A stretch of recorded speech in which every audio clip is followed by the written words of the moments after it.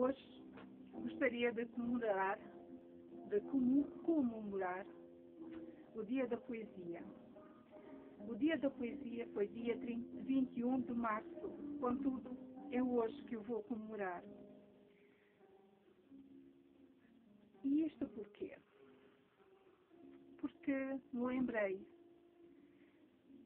de uns poemas que li na minha infância, que lia frequentemente na minha infância, de um livro escolar da minha mãe.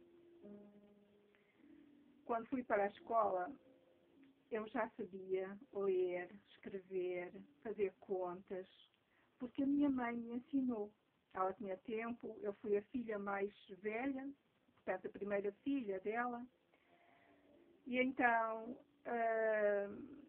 ela ensinou-me. E quando eu entrei para a escola, já sabia ler fluentemente. E lia e memorizei 3 poemas que se encontravam nesse livro da minha mãe e que eu gostava muito de repeti-los, de dizê-los de memória. O autor, o poeta desses poemas é Augusto Gil, um poeta dos princípios do século XX. O primeiro poema é A Balada de Neve. E é assim. Batem levemente, como quem chama por mim.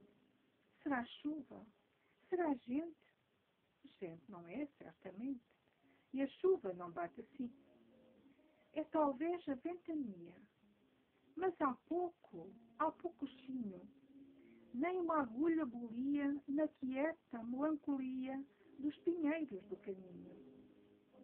Quem bate assim levemente, com tão estranha leveza, que mal se ouve, mal se sente. Não é chuva, nem é gente, nem é vento, com certeza. Fui ver. A neve caía do azul cinzento do céu. Branca e leve, branca e fria. Há quanto tempo a não via, e que saudades, Deus meu. Olho através da vidraça, pois tudo cor do linho. Passa gente, e quando passa, os passos imprime traça na brancura do caminho. Fico olhando esses sinais da pobre gente que avança e noto, por entre os mais, os traços miniaturais dos pezitos de criança. E descalcinhos, doridos, a neve deixa ainda vê-los, primeiro bem definidos, depois em sulcos compridos, porque não podia erguê-los. E uma infinita tristeza, uma funda turbação, entra em mim, fica em mim presa, cai neve na natureza e cai no meu coração. E acho que eu sentia mesmo a neve cair cada vez que eu recitava este poema. Talvez porque se tratava de uma criança e eu era uma criança. O segundo poema que eu recitava de memória nesses tempos é O Fiozinho da Fonte, também do mesmo autor, Augusto Gil. E é assim. Nasce uma fonte rumorejante na encosta de um monte, e mal que do seio da terra brotou, logo o céu veio, transparente, diligente, buscou e achou mais baixo lugar. E sempre descendo, e sempre a cantar, vai andando, galgando, vencendo, ou tenta vencer. Folha, raiz, areia, o que tolher a sua descida. Ao brotar na trágua, é uma lágrima de água, mas esse humilde fiozinho, que um destino bom impele, encontra pelo caminho um outro que é como ele. reúnem-se, fundem-se os dois, prosseguem de companhia, e fica dupla depois a força que os leva e guia. Junta-se aos dois um terceiro, outros confluindo vão, e o regato é já ribeiro, e o ribeiro é rio então, e nada agora o domina, ao fiozinho da fonte, entre colina e colina, ou entre um monte e outro monte, caminha sem descansar, circula através do mundo, até à beira do mar, onipotente e profundo. É assim. Neste poema, acho que o que me encantou foi exatamente esta história de uma lágrima de água que veio a fazer parte de um oceano. E na minha terra, como eu tenho, na minha terra natal, eu tenho um rio que é Foz, no mar, que é o oceano. Acho que eu compreendia perfeitamente esta lágrima de água.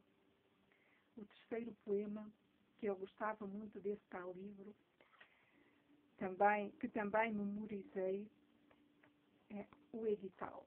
O Edital que Augusto Gil dedicou a João de Deus Ramos e que foram versos escritos para uma festa escolar.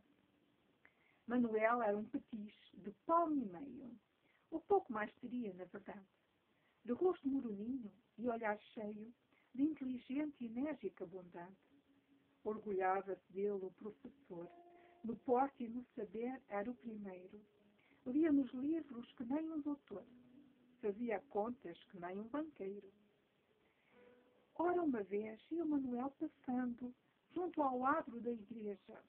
Aproximou-se e viu à porta principal um bando de homens a olhar o que quer que fosse.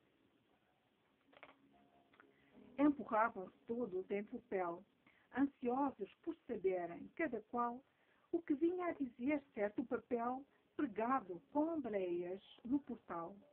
Mais contribuições, supunham é para as sortes, talvez. Outro volvia.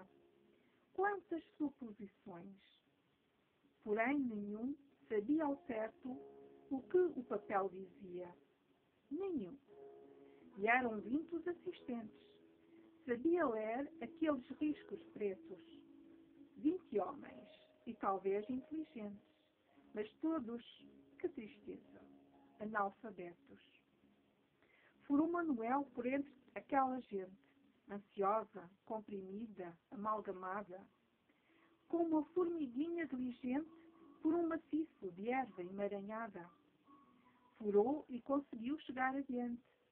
Ergueu-se nos pezinhos para ver. Mas o edital estava tão distante, lá tanto em cima, que o não pôde ler. E um dos do bando agarrou-o então e levantou-o com as mãos possantes e calejadas de cavar em pão. Houve um silêncio entre os circunstantes. E numa clara voz melodiosa, alegre, insinuante criancinha, pôs-se a dizer àquela gente ansiosa, correntemente, o que o edital continha. Regressava o abade do Passal, a caminho da sua moradia. Como era já idoso e via mal, acercou-se para ver o que haveria. E deparou com esse quadro lindo, de uma criança a ler homens feitos, de um pequenino cérebro espargindo luz naqueles cérebros imperfeitos. Transpareceu no rosto ao bom abade um doce e espiritual contentamento, e a sua boca, fonte de verdade, disse estas frases com um brando acento. Olhai, amigos, quanto pode o ensino. Alguns de vós são pais, outros avós, pois só por saber ler este menino é já maior do que nenhum de vós. Assim. E eu revia-me neste menino, porque também era criança como eu. Assim comemorei este ano o Dia da Poesia.